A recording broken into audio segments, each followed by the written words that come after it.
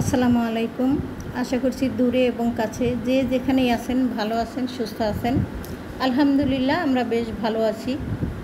সকালবেলা ঘুম থেকে উঠেই কাজে লেগে পড়েছি। গত রাত আগেই কিন্তু আমি ভেবে রেখেছিলাম ভোরবেলা উঠে কি কাজ করব এবং সাহেবকে দিয়ে কোন কাজটা করিয়ে রাখা যায়। তো গতকালকে সোফার কাভার ধুয়েছিলাম, তো সেগুলো সাহেবকে দিয়ে একটু গাঁথিয়ে নিচ্ছি। এই কাজটা আসলে খুবই একটা গ্যাঞ্জামা কাজ, তো সাহেবকে দিয়ে এই গ্যাঞ্জাম সেরে নিলাম। যাই হোক, সাহেব এদিক থেকে সোফার কাভারগুলো গাঁথতে থাক, আর আমি হলো কুশন কাভারগুলো খুলে নিচ্ছি, কারণ কুশন কাভারগুলো আজকে ধুয়ে দিব, তাহলে আমার সোফার ঝামেলা শেষ। ঈদের আগে সবাই চায় একটু পরিষ্কার পরিপাটি করে থাকতে, তবে একা হাতে একদম ইন টোটালি পরিষ্কার পরিচ্ছন্ন করা কিন্তু খুবই একটা সমস্যার ব্যাপার বা অনেক প্যারাদায়ক। তো একা হাতে সব কাজগুলো একটু একটু করেই আমি সেরে নিচ্ছি। তো অনেকগুলো কাপড়ও কিন্তু আছে, সেখানে এনে জড়ো করে রাখলাম।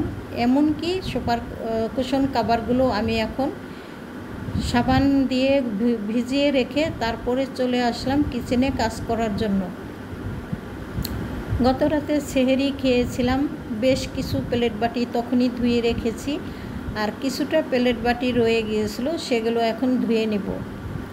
ঘুম থেকে একেবারেই ভোরবেলা এখন আর উঠতে ইচ্ছে করে না, তার উপরে ধোয়া মোছা আরও করতে ইচ্ছে করে না। যাই হোক, এখানে প্লেট বাটিগুলো সুন্দর করে মেজে ঘষে পরিষ্কার করে রাখলাম, যাতে করে পানিগুলো শুকিয়ে যায়, তারপরে যেখানে রাখি সেখানে রেখে দিব। আর আজকে আরও অনেক কিছু কাজ করব, যতটুকু পারি আপনাদের সাথে শেয়ার করার চেষ্টা করব।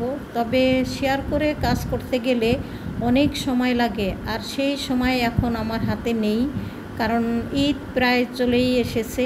যদি সুন্দর করে ভিডিও করে আপনাদের সাথে শেয়ার করতে যাই, তাহলে একা হাতে সব কিছু ম্যানেজ করে উঠতে পারবো না, সে কারণে কিছু রেখে রেখে আপনাদের সাথে শেয়ার করি।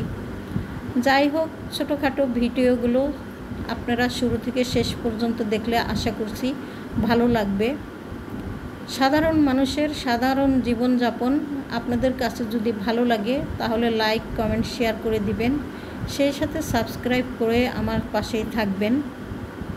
এদিক থেকে আমি কিন্তু বেশ কিছু কাপড় চোপড় বারান্দা থেকে এনে ভাঁজ করে নিয়েছি অফ ক্যামেরাতে।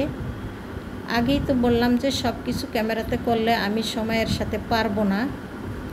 ওদিক থেকে আমি কিন্তু কুশন কাভারগুলো ভিজিয়ে রেখেছি, সেগুলো ধুয়ে বারান্দায় ছড়িয়ে দিব, আর ঘর ঝাড়ু দিয়ে নিচ্ছি। এখন আমি হলো অনেক কাজ সেরে ফেলেছি অফ ক্যামেরাতে, এখন শুধু ঘর ঝাড়ু দিব, ঘর মুছবো, তারপরে গোসল করব, নামাজ পড়ব, বিকেলবেলার কাজ তারপরে শুরু করব। তো এদিক থেকে ঘর ঝাড়ু দিছি, দেখতেই পাচ্ছেন অনেক ধুলাবালু, কারণ প্রচণ্ড গরম পড়েছে। এই গরমে কিন্তু কোনো কাজ করতে একেবারেই ভালো লাগে না, তার উপরে জানালার দরজা বন্ধ করে রাখার তো কোনো প্রশ্নই ওঠে না। তো বেশ পরিমাণে বাতাস কিন্তু আজকে আছে, সে কারণে বাসার ভিতরে অনেক ধুলাবালু আসছে, আর সেই বালুগুলোই এখন আমি ঝাড়ু দিয়ে নিচ্ছি। তো এক এক করে প্রত্যেকটা রুম ঝাড়ু দিয়ে ফেলেছি। অতগুলো রুম ঝাড়ু দেওয়া আর আপনাদের সাথে শেয়ার করলাম না। আমার রুমের কিছুটা অংশ এবং ছোট ছেলের রুমে যাব, তারপরে ঝাড়ু দিয়ে আপনাদের সাথে একটু শেয়ার করব। এই তো দেখতেই পাচ্ছেন ছোট ছেলের রুম ঝাড়ু দিয়ে কিন্তু আমি বাইর করে নিয়ে আসছি, এখন ময়লাগুলো উঠিয়ে নিলাম।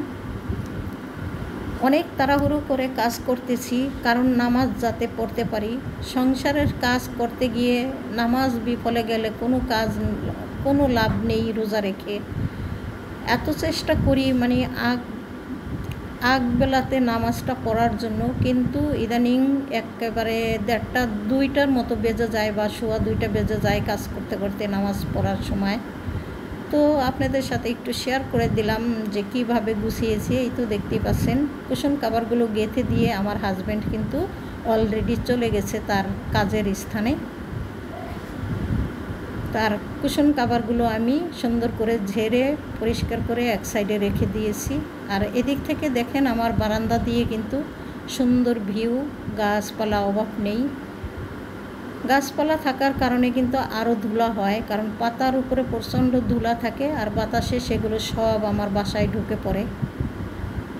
তো বৃষ্টি আসলে ভালো হতো, পাতাগুলো পরিষ্কার হয়ে যেত।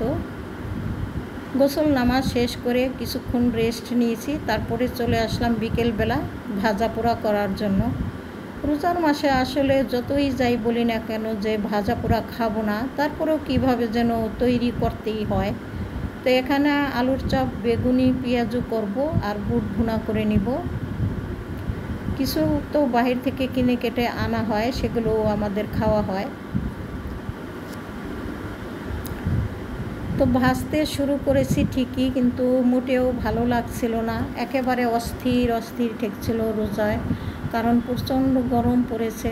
আমি কিন্তু ভোর রাতে অত বেশি কিছু খেতে পারি না, সে কারণে আমার শুধু ক্ষুধা লাগে না, তবে পানি পিপাসাটা একটু লেগে যায়, কারণ প্রচণ্ড কাজ করি আমি আসলে বাসায়। আমি ওইভাবে ক্যামেরাতে কাজগুলো দেখাইতে পারি না আপনাদের সামনে, কিন্তু আসলে বাসার কাজগুলো কিন্তু আমাকে একা হাতেই ম্যানেজ করতে হয়। যাই হোক, এখানে ভাজা পোড়া করে নিলাম।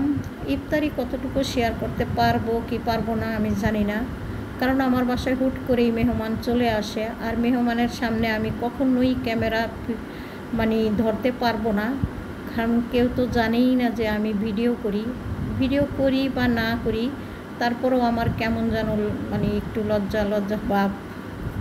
যাই হোক, এখানে ভাজা পোড়া করছিলাম আর যতটুকু প্লেট বাটি বের হচ্ছিল সেইটুকু ধুয়ে নিচ্ছি। খুবই তড়িঘড়ি করে কাজগুলো করছিলাম, ওদিক থেকে কিন্তু সময় একেবারে কমে গেছে ইফতারির। সাহেব বলতেছে একটু তাড়াতাড়ি করো, অল্প সময় আছে। এদিক থেকে আমার ভাই কিন্তু অলরেডি চলে আসছে ইফতার করার জন্য বাসায়। তো ভাই যেহেতু এসেছে, ইফতারি আর আপনাদের সাথে আমি শেয়ার করব না, তবে কি করব ইফতার সেইটুকু আপনাদের সাথে আমি শেয়ার করব। অত বেশি কিছু আজকে করিনি, কারণ অনেক কাজ করেছি। এই তো এক নজরে দেখিয়ে দিলাম, তবে আমি এখানে ফল ফ্রুটসের আনতে ভুলে গেছি।